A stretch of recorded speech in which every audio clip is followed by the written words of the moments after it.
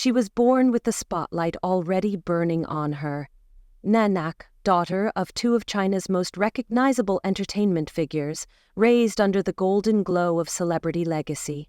Her father, Xiao Shenyang, was catapulted into fame after a daring gender-bending performance as a flamboyant waiter during the 2009 CTVC New Year's Gala, an act that turned heads and won hearts across the nation.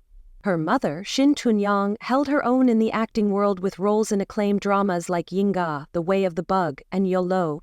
Theirs wasn't just any celebrity romance, it was the stuff of entertainment legend. So iconic, in fact, that Xiao even changed his surname to reflect his devotion to his wife.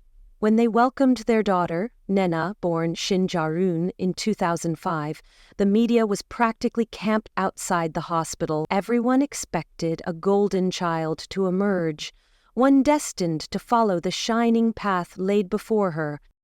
But that path quickly turned into something much darker. At just 6 years old, Nena appeared with her parents on the Chinese reality show The First in Life, a family-centered program meant to showcase heartwarming, everyday moments.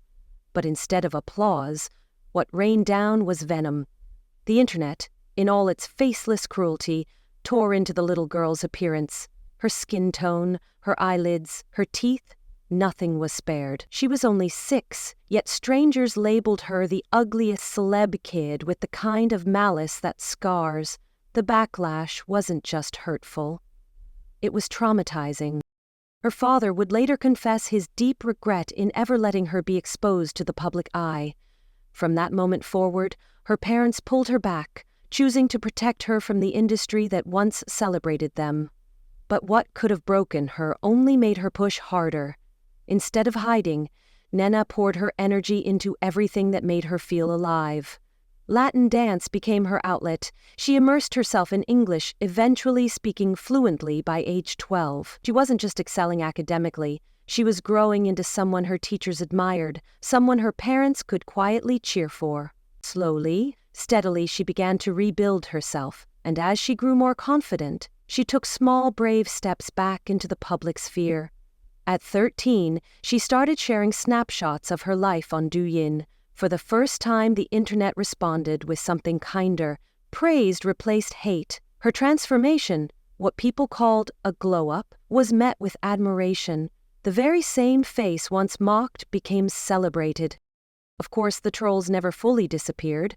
Someone even told her to get surgery to fix her eyes. But Nena didn't flinch. She faced the criticism with a calm defiance. Everyone says I look just like my dad. I'm proud of that, she said. That simple statement, honest, raw, brought her father to tears. What's even more remarkable? Nena never chased the path of acting, despite her lineage. Her dream was something else entirely. It wasn't the camera she craved, it was the stage. Her heart beat to the rhythm of music. That dream sparked during a simple school festival back in middle school. It wasn't fame she wanted, it was a microphone and a chance to sing. If you believe in stories of resilience, of turning hate into power, don't forget to like this video, and if you're rooting for Nena's journey the way we are, subscribe for more untold stories that deserve the spotlight. The second she stepped onto that school festival stage, something inside Nena clicked. The lights, the cheers from her classmates, the thrill of performing. It was electric. From that moment, the dream was no longer a maybe. It was a mission. She wanted to be a singer. And not just any singer. A K-pop idol. While most would have started with vocal coaches or signed up for training academies, Nena did it the hard way. Alone. She taught herself to sing, practiced during school breaks, and even picked up dancing by watching videos and copying routines in her bedroom mirror. There were no shortcuts, just sweat, passion, and a relentless drive. And her dream wasn't rooted in some fleeting trend. K-pop had long dominated the music scene in China, and for Nena, it wasn't just popular, it was personal. Her idol, Blackpink's Jennie, one listened to Jennie's solo debut, and Nena was sold. It wasn't just the stage presence or the fashion, it was the confidence, the artistry, the control. That's what she wanted. Not fame for the sake of being seen, but the strength to own a stage, to own her story. So, in 2024, she did the unthinkable. She packed up her life and moved to South Korea. A new country, a new language, a whole new world. And yet she adapted like she was born for it. Her parents, once burned by the spotlight, stood firmly behind her, cheering her every step. It wasn't easy, of course. She missed them. She felt alone at times, but her training schedule was so intense, so consuming, that the homesickness never got the chance to grow. And here's what's surprising. She actually enjoyed the grind. Unlike many trainees who describe their experience as brutal, Nena found joy in the repetition. The pressure didn't crush her. It sharpened her. For a full year, she trained relentlessly, refining her vocals, her moves, her mindset. She was building herself from the ground up. Then came the first reveal. Before her official debut, her father wanted to give her a moment, a spotlight of her own. On May 21st, in front of thousands at his concert, I'm Not Just a Singer, at the Shenyang Olympic Sports Center Stadium, Nena took the stage. It was meant to be a surprise. Dressed in a gleaming silver outfit, pink sequin jacket, playful braids, and soft makeup, she danced and sang her heart out, performing 2 unreleased tracks. But the crowd wasn't ready. No announcement, no context, just a sudden appearance by the headliner's daughter. Confusion rippled through the audience. The excitement her father had hoped for didn't land. Whispers began, then criticism. Her outfit, some said, looked suspiciously like something aespa's Karina had worn. Rumors flared. Had her father hired aespa's glam team? Was this just nepotism in glitter and lip gloss? And with Nena being the only surprise guest, many felt it was less about artistry and more about promoting her upcoming debut.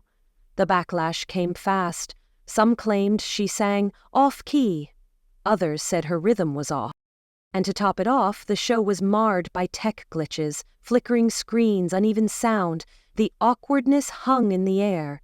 But it wasn't all doom and disaster. Some in the crowd were genuinely moved. They admired her bravery, the effort she'd clearly put in, and the fact that her father risked backlash just to support her. One netizen wrote, "Her mic was on and she sang live. For a rookie, that's impressive." Others compared her to a young Gong Hyo-jin, struck by how naturally beautiful she looked under the lights. In a world so quick to tear down, there were still voices rooting for her, voices that saw potential in the girl everyone once mocked. If you're still with us, hit that like button to support fresh voices in the industry. And don't forget to subscribe, because Nena's story is just getting started. Just days after her surprise appearance at her father's concert, the official announcement dropped. Nena was making her debut as a K-pop soloist. On June 19th, her very first mini-album, Never Afraid, was released under a fresh new label called BNB Music. But here's where things get interesting.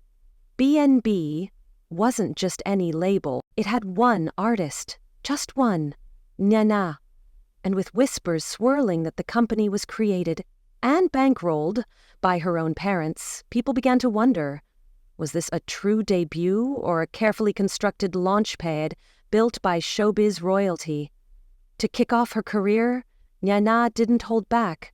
She teamed up with renowned YG entertainment producer Rovan, the creative force behind hits from the likes of Sistar, Lehigh, AKAMU, Super Junior, and Tre. It was an impressive collaboration, especially for a rookie. Never Afraid featured 4 tracks, with the lead single Freeze delivering the bold statement that Nena had finally arrived.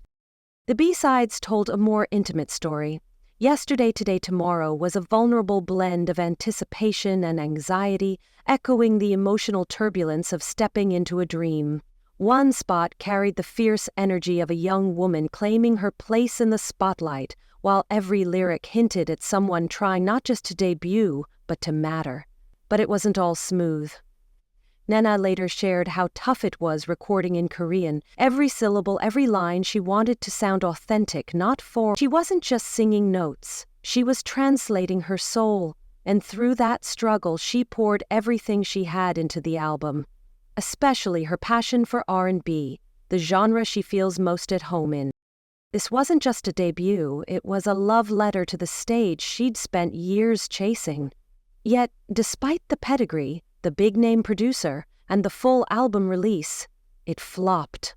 Hard. In its first week, Never Afraid sold just 65 copies. Some days only 1 or 2 people bought it. Her best day? 33 albums. That's it. The internet, never one to miss an opportunity, jumped in with sarcasm and memes. Buy one just to help her out, one person joked. But others saw something different.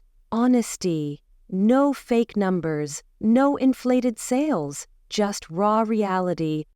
For many, that made Nena more admirable, not less. She wasn't riding the coattails of her parents. She was falling and stumbling publicly, without trying to hide it.